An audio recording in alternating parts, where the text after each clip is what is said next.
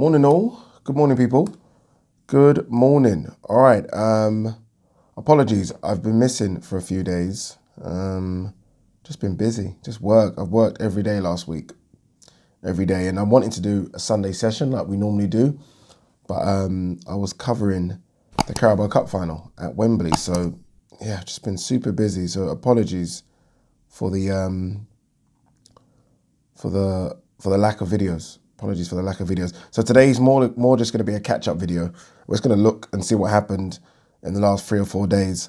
I've not seen the fight card yet in America.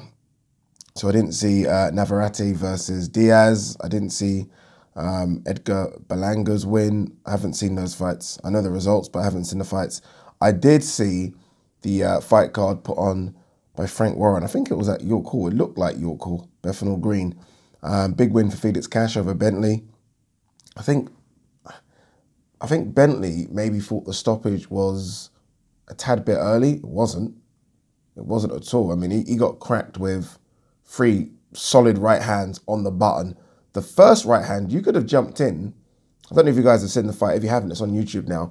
You could have jumped in from the first right hand. Like, he was dazed, stunned, and momentarily almost just there like a sitting duck. Like, he was there. And then he got hit or cracked with a couple more. So good stoppage. Cash just looked too aggressive for him. Bentley likes to kind of move in and out. He likes to kind of sort of take his time circling the ring. Cash just put it on him. Just put it on him from the first round. Well, the first minute of the first round when he landed a nice little left. It was a nice little left hook and kind of wobbled Bentley back to the corner. It was on him from there. Bentley had a decent second round and a decent start to the third round, but yeah, Felix Cash just proved that he's a level above Bentley, unfortunately. Bentley will come again. This might be his level. Sort of British Commonwealth might be his level, whereas Cash has obviously now propelled himself to European level, maybe even fringe world level. He wants Liam Williams. There is talk about that fight. Fucking hell. Good fight. There is talk about a Eubank Jr. fight. He wants that one. Obviously, Eubank Jr. fights this weekend. So look, big win for Felix Cash on away territory as well. Let's not forget he's a matchroom fight, and that was a Queensbury Frank Warren card. So no doubt Eddie Hearn would have had a big smile on his face. A couple of other fights worth talking about on that card. Callum Johnson, it has been a long time that we've not seen Callum Johnson, a very long time. I'm thinking nearly 1.5 years, 2 years. It was very gung-ho in that fight. Again, you've been out the ring a long time. I can understand why he was like that. Got cracked in the first round, literally buckled to his knees, and then just does what Callum Johnson does, which is just literally maraud forward, punches and bunches, and just don't stop punching. And it was just too much for his opponent. At this stage of Callum Johnson's career, like normally I would say that style is not going to work, but that's just his style. That's his style. It's kind of like roll the dice. If you crack me first before I crack you, then you win. That's it. But he's clearly got ridiculous power. And I know some people have been saying, you know, why not Anthony Yarde next? It's there, right? You can make it. Remember, Anthony Yarde was supposed to be on this card. So this card, you know, we always critique Frank Warren's cards just because we compare them to Matchroom, which isn't fair. Again, I always talk about the budget that Matchroom and Sky used to have as opposed to what BT and Queensbury have. But decent card, right? Decent card. Anthony Yarde would be a good fight for Callum Johnson. Yeah, I'd predict Yarde to win that, if I'm honest with you. Just because I do think Callum Johnson's a bit reckless the way in which he fights. But again, if he clips Yarde, then he's going to put Yarde to sleep. But I think Joe Gallagher is looking beyond that, and he wants the aforementioned there, Joe Smith, obviously the WBO champion. Obviously coming off that win. Was it a win in his last fight? So look, that's what they want, and I can understand why they're trying to just rush it. Callum Johnson, again, he's not like he's in his 20s. This is a guy in his 30s, maybe only got 1 year, 2 years left in his career, so just go for these fights. Might as well. Now, the fight that got most heat was a 6-rounder, and that was, again, I'm sure most of you have watched this, David Adelaide against Sakowski. It is Sakowski, isn't it? Let me just double check that I'm pronouncing his name correctly. As I double check the pronunciation, look, I like Adelaide. just because it's always good to see sort of the emergence of other British heavyweights. Sorry, Sokolowski, apologies. But he lost that fight. He lost, right? You don't need to, like I see Steve Bunce has tried to explain how he won it. You don't need to, right? I mean, you lost. And it's fights like these that make me feel like there is just, corruption's the wrong word when it comes to the sport. But it's almost like judges already have a preconceived idea of who they think is going to win, and they will try and find a way to give that boxer the round. I mean, Sokolowski's not going to go on and win a world title. Adeleye is going to hopefully go on and do good things. I mean, they're all British judges, right? And they just gave it to Adeleye, which was, I don't know, what do you make of it? Yeah, didn't win that fight at all. 58-57. I could make an argument watching it that Sokolowski won 5 rounds. Like 5 rounds to 1. So yeah, Adeleye didn't win that round. So look, what they should do immediately is run it back again. You've got to get it out of people's heads immediately. Run it back again as quickly as you possibly can. So whether that's a couple of months, 3 months time, and David Adelaye's got to get a very, very good victory. Yeah, stoppage, whatever, very wide, bashed him up. You got to get it. You got to run that again. If not, people are always going to look back at that and say, yeah, but Adeleye got beat by Sokolowski. Adeleye, so you've got to run it back again. Adelaye's going to learn a lot from that fight because obviously coming up, he normally touches people, right, that they go down. And I feel like this is the thing, when you've got heavy-handed heavyweights like that, I always feel like, what else are we learning? Like, okay, the power's there. Park that. We don't even need to throw that right hand anymore. Let's work on other stuff. He didn't use his jab enough. His ring generalship wasn't great. But again, we're only talking sort of 5-6 fights in. It's not going to be great. But there's a lot I think he can learn from that. There is. Yeah, big step up as well, by the way. It's a bit of a risky one, that. Bit of a risky one. And in the end, it proved to be too risky because I thought he lost. We'll see what they do with him. And I think as well, Sokolowski was given very, very short notice. Like, I saw the announcement of this fight last week. Like, literally, fight was Saturday. I saw Sokolowski being the name to fight Adeleye on a Tuesday. Oh,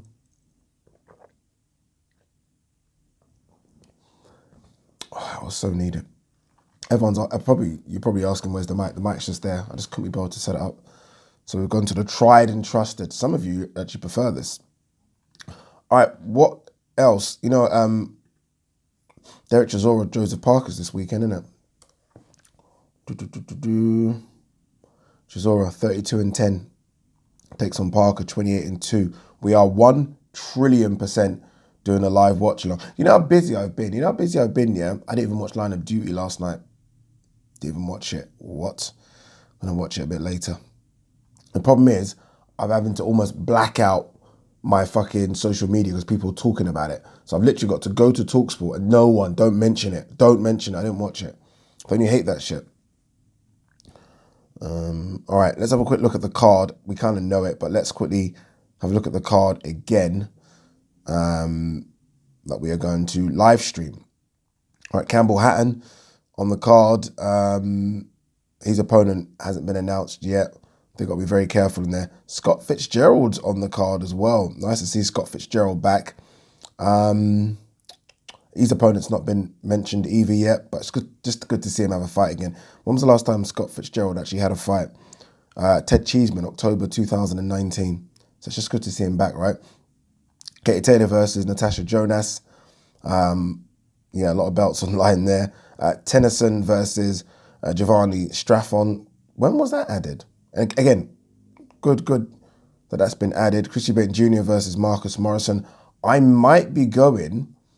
I've been semi-invited. I say invited. Someone's invited me to Chris Eubank Jr.'s gym. He's in Brighton to have a little sit-down interview with him and Roy Jones Jr. I'm seeing if I can go and do it on Wednesday. That'd be nice if I can go. We'll see. Dimitri Bivol versus Craig Richards. Tough ask. But I mean, the Sims gym right now, bloody hell, they're fire right now. On fire. But there's absolutely no way Craig Richards is winning that one. He's not winning.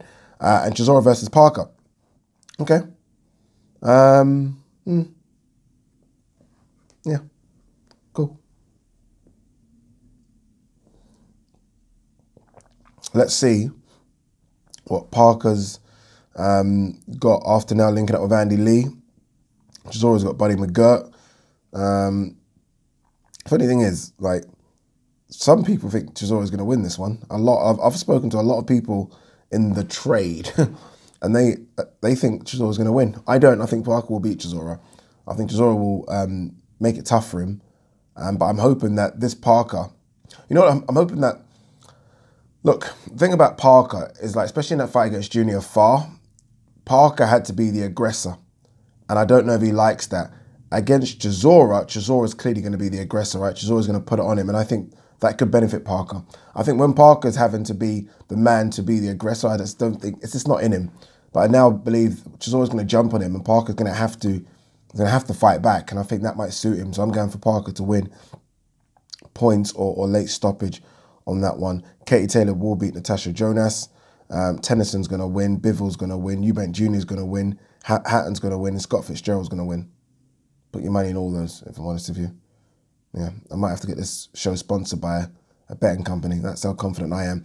All right, let's quickly run through some news. I did see that Ryan Garcia is out of his fight with Fortuna. Talked about sort of, you know, mentally he's got things to deal with. He's not in the right frame of mind. Good.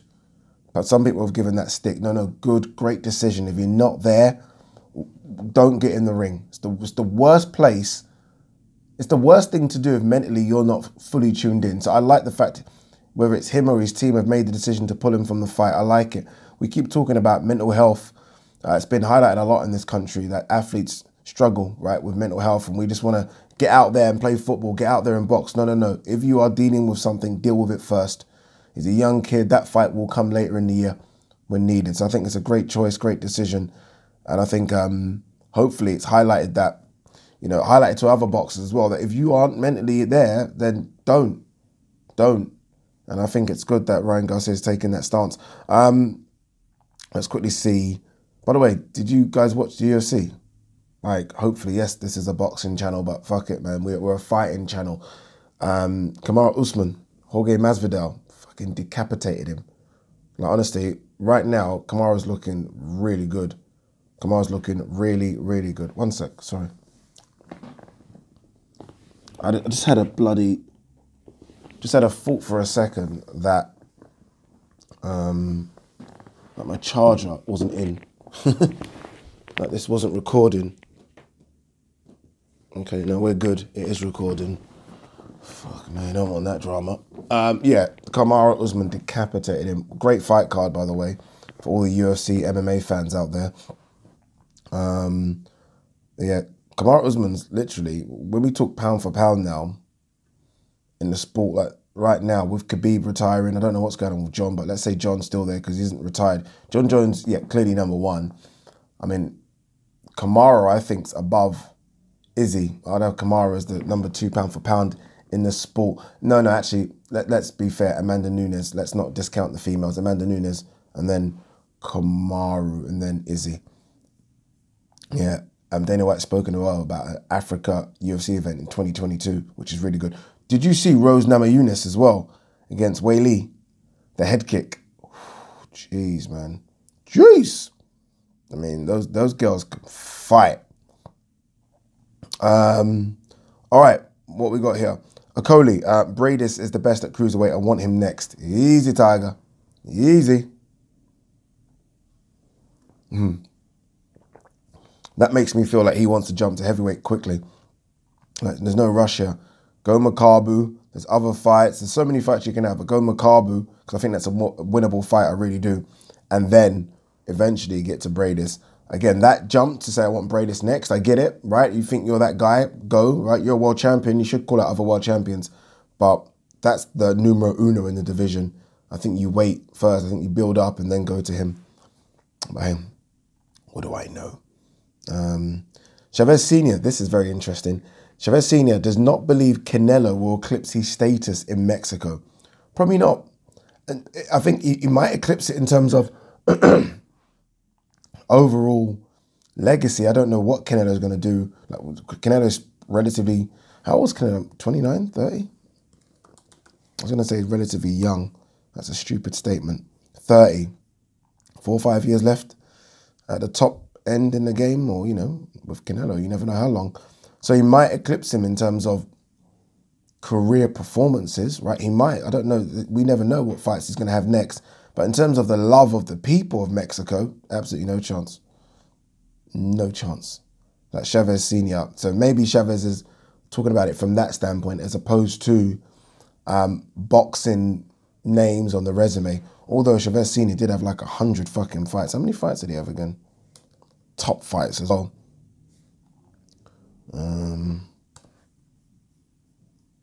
What was his record? 107-6. The boxing was just different back then. Canelo reacts to Saunders. Losers always make excuses and always ahead of time. I don't think Saunders is making excuses, by the way. Saunders obviously talking about the judges. Saunders talking about the fact that, you know, Canelo gets decisions. Canelo does get decisions. Those are not excuses. And also about the fans. Saunders, I think, was led to believe that this fight wouldn't happen with this many fans.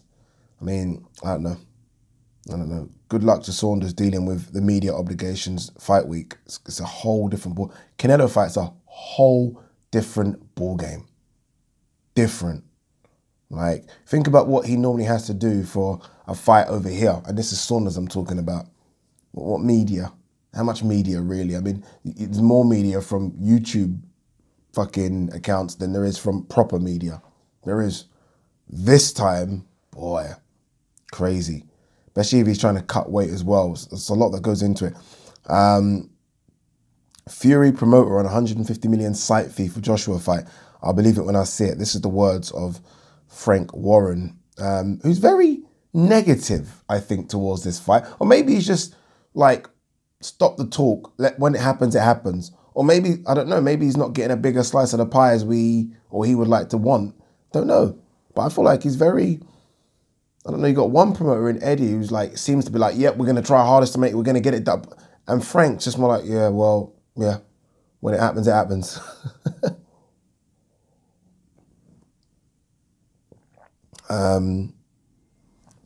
Anything else? Chris Arreola.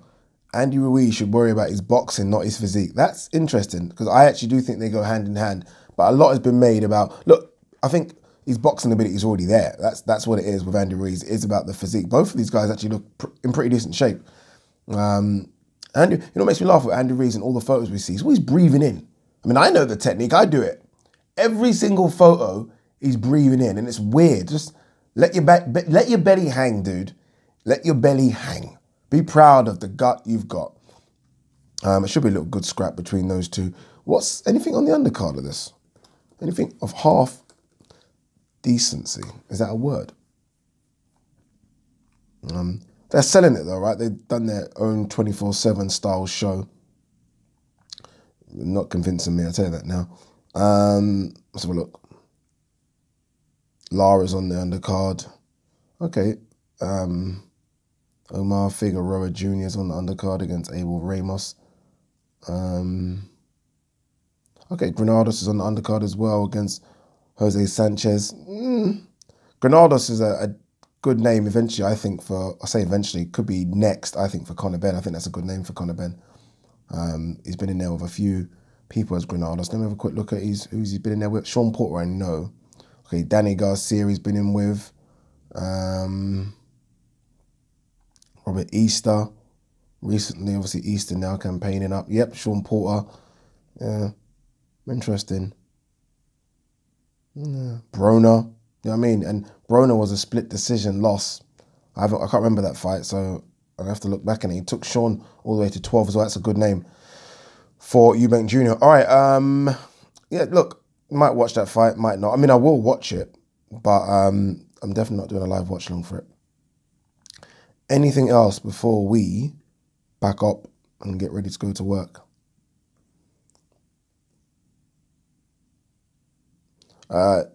Dillian White. Ngannou is scared. Nothing special. I'll beat him in MMA or boxing. Stop it, White. Stop it. Ngannou's scared. Why do fighters say this when that's obviously not true? And he would decapitate you in MMA.